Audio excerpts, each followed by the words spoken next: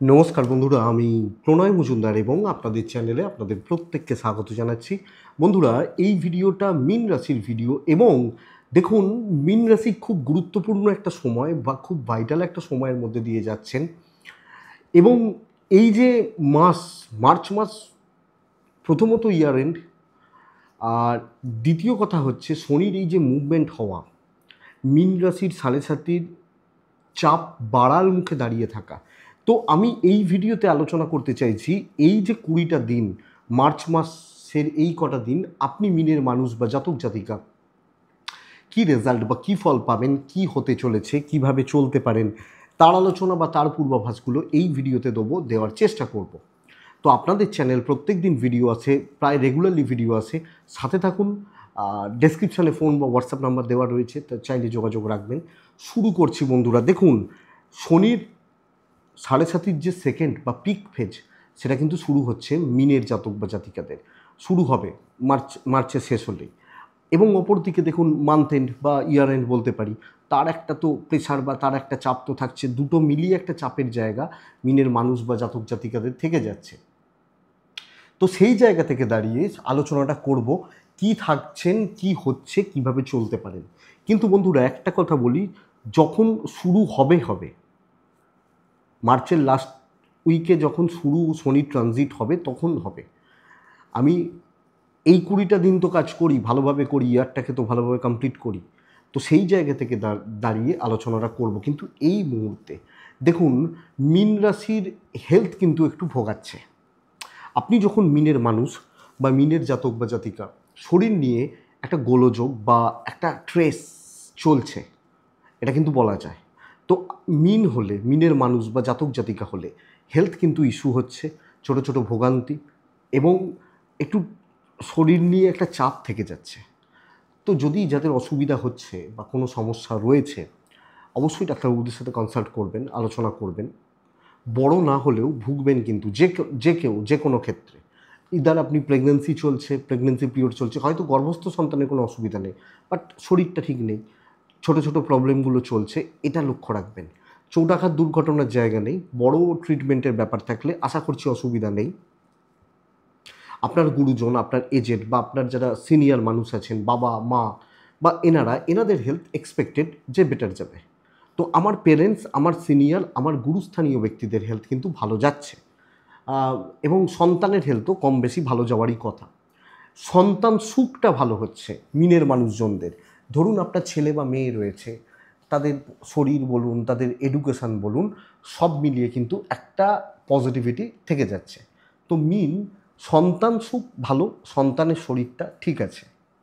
বন্ধুরা, শরীর তো গেল, ফাইন্যান্স কেমন হবে, অর্থনৈতিক দিক বা জায়গাটা কি থাকবে, কেমন যাবে, একটু দেখা যাক না। দ্বিতীয় ভাব ধনস্থান, অর্থাৎ সেকেন্ড হাউস থেকে অর্থ আমরা বিচার করি। তো দ্বিতীয় ভাবে আর একটা ব্যাপার বলে রাখি, দিয়ে বলছি,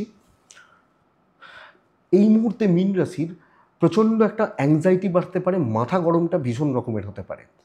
সবেতেই একটুতেই চট করে রেগে যাচ্ছি, দুম করে রেগে যাচ্ছি, মাথাটা গরম হয়ে যাচ্ছে, এটা হতে পারে। এটা একটু খেয়াল রাখবেন বা লক্ষ্য রাখবেন।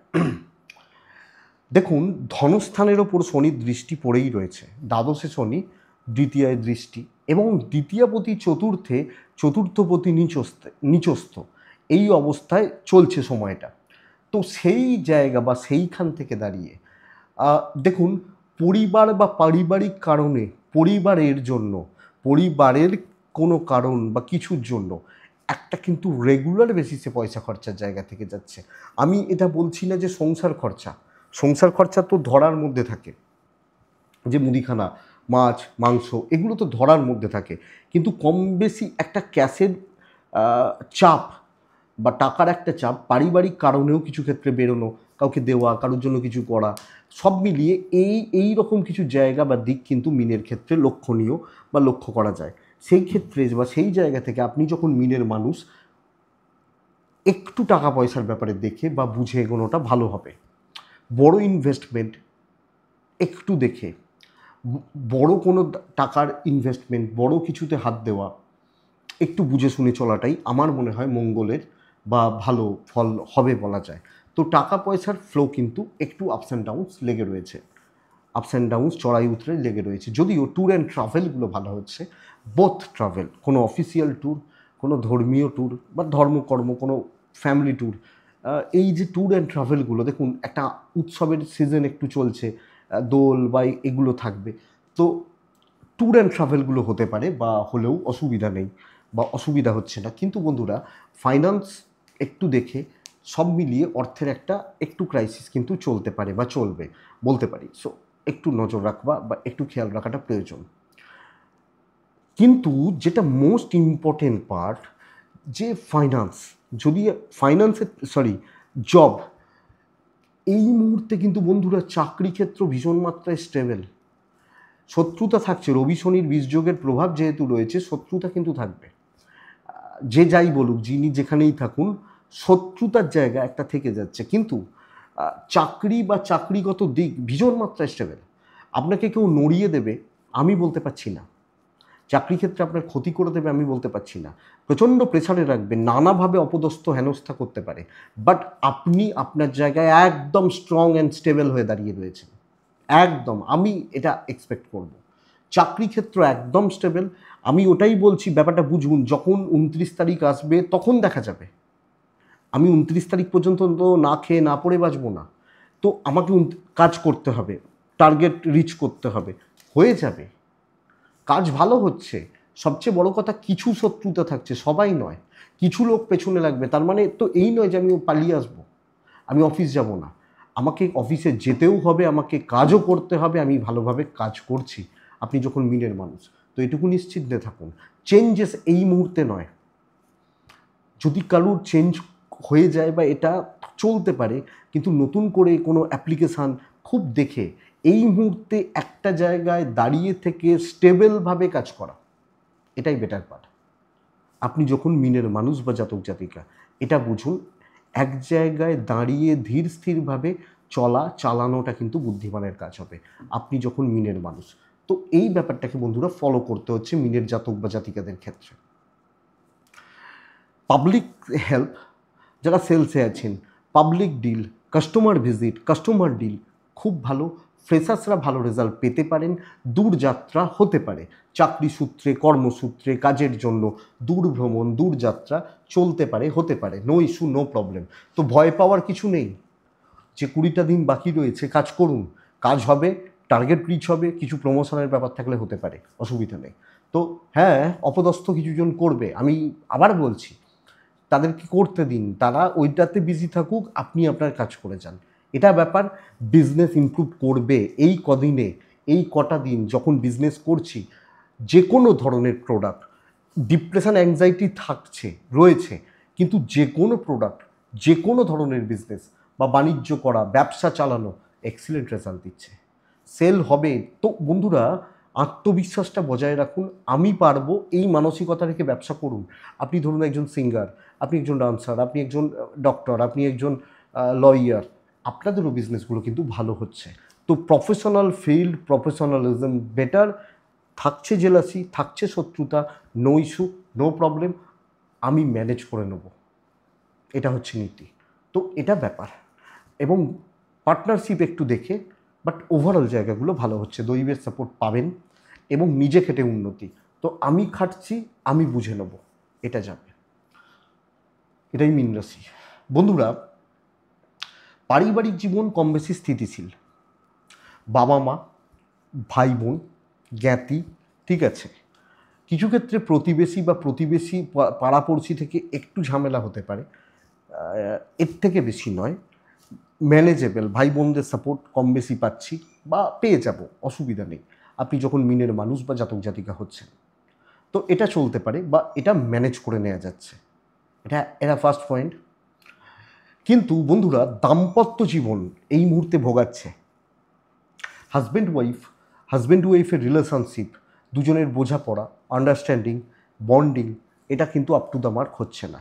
নিয়মিতভাবে একটা তিক্ততা, অশান্তি, ঝুটঝামেলা চলছে।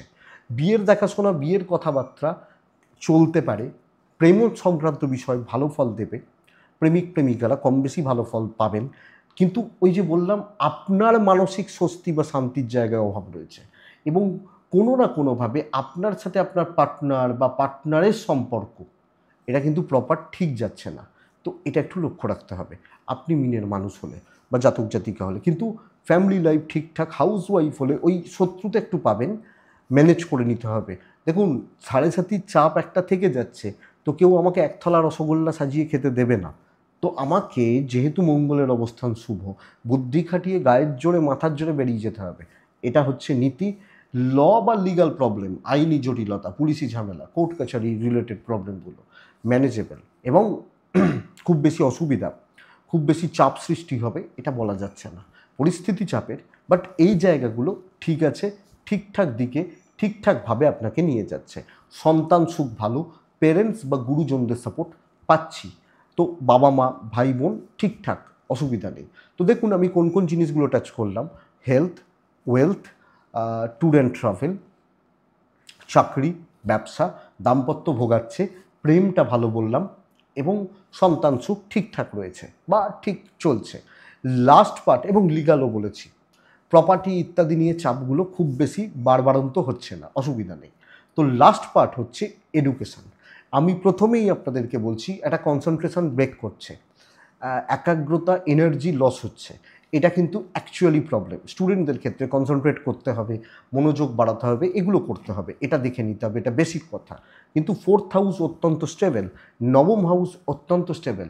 তাহলে চতুর্থ এবং নবমের যখন জোর রয়েছে, চতুর্থর সঙ্গে নবমের কানেকশান রয়েছে, তো প্রাইমারি লেভেলের এডুকেশান, মানে ধরুন আমি প্রাইমারি বলতে 7, 8, 9, 10, 11, 12 এই বাচ্চাগুলো, এই স্টুডেন্টগুলো, এদের বিদ্যায় যথেষ্ট ভালো রেজাল্ট এক্সপেক্টেড, এবং এদের প্রচুর পরীক্ষা রয়েছে এই সময়, ক্লাসে ওঠার পরীক্ষা বা বড় বড় যে পরীক্ষাগুলো রয়েছে এগুলো রয়েছে।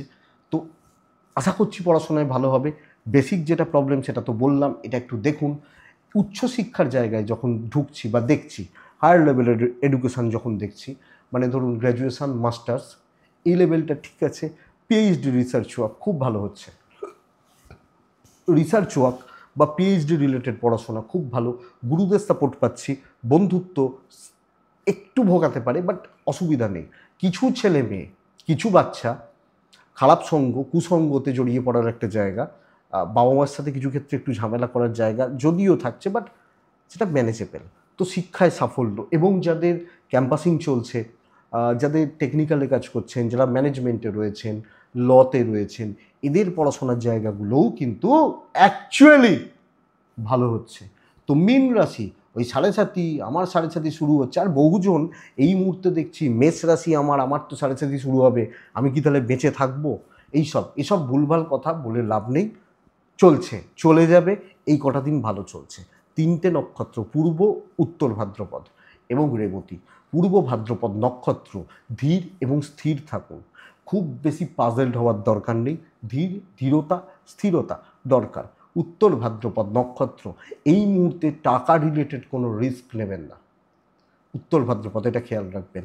রেবতী, যখন আপনি রেবতী নক্ষত্রের জাতক বা জাতিকা বা মানুষ হচ্ছেন, কোনো সিদ্ধান্ত এখন নেওয়ার দরকার নেই, এবং সিদ্ধান্ত নিলেও আপনি একলা কিছু রিস্ক নেবেন না, এটা মাথায় রাখবেন। এইটুকুই, এটাই এই 20টা দিন, মানে মার্চ মাসের একটা রাশিফল দিতে দেরি হলো, জানি দেরি হলো, শরীরটা খারাপ ছিল, দেখতেই পেয়েছেন আপনারা। তো এটুকুই থাক, মনে হলে যোগাযোগ রাখবেন। ভালো থাকুন, সুস্থ থাকুন, অবশ্যই বন্ধুরা শান্তিতে থাকুন। নমস্কার।